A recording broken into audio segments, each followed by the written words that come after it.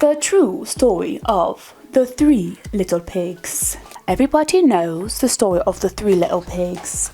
Or at least they think they do. But I'll let you in on a little secret. Nobody knows the real story. Because nobody has ever heard my side of the story. I'm the wolf, Alexander T. Wolf. You can call me Al. I don't know how this whole big bad wolf thing got started, but it's all wrong. Maybe it's because of our diet. Hey, it's not my fault wolves eat cute little animals like bunnies and sheep and pigs. That's just the way we are.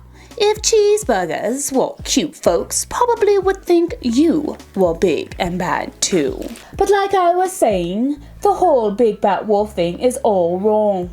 The real story is about a sneeze and a cup of sugar. This is the real story. Way back in once upon a time, I was making a birthday cake for my dear old granny. I had a terrible sneezing cold. I ran out of sugar. So I walked down the street to ask my neighbor for a cup of sugar. Now, this neighbor was a pig, and he wasn't too bright either. He had built his whole house out of straw. Can you believe it? I mean, who in his right mind would build a house out of straw? So of course, the minute I knocked on the door, it fell right in. I didn't want to just walk into someone else's house, so I called, "Little pig? Little pig? Are you in?" No answer. I was just about to go home without the cup of sugar for my dear old granny's birthday cake. That's when my nose started to itch. I felt a sneeze coming on when I huffed. And I snuffed, and I sneezed a great sneeze. Achoo! And you know what? The whole darn straw house fell down, and right in the middle of the pile of straw was the first little pig, dead as a doornail. He had been home the whole time. It seemed like such a shame to leave a perfectly good ham dinner lying there in the straw. So I ate it up. Think of it as a big cheeseburger just lying there. I was feeling a little better, but I still didn't have my cup of sugar.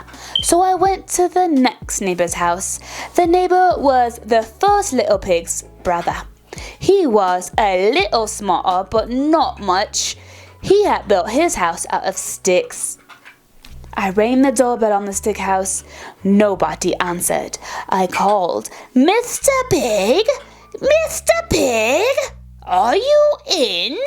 He yelled back, "Go away, wolf.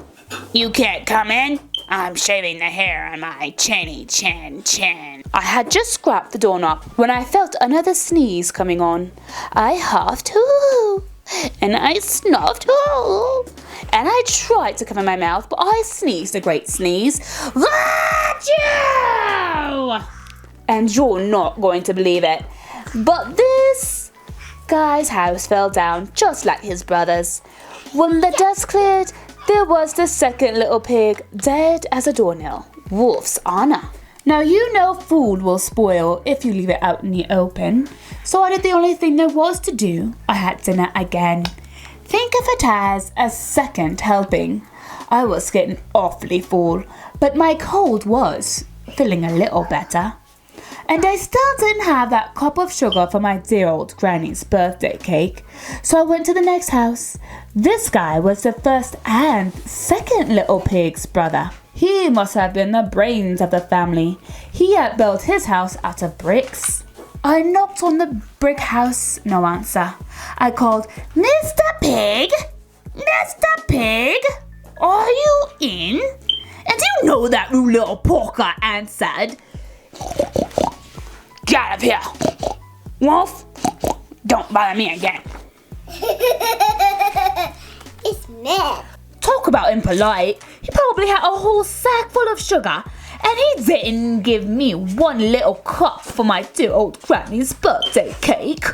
What a pig! I was just about to go home and maybe make a nice birthday card instead of a cake when I felt my cold coming on. I huffed, and I snuffed, and I sneezed once again.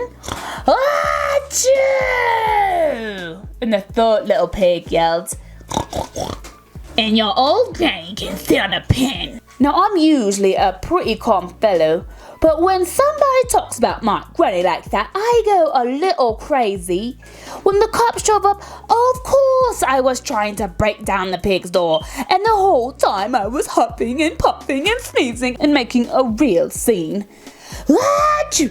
Achoo!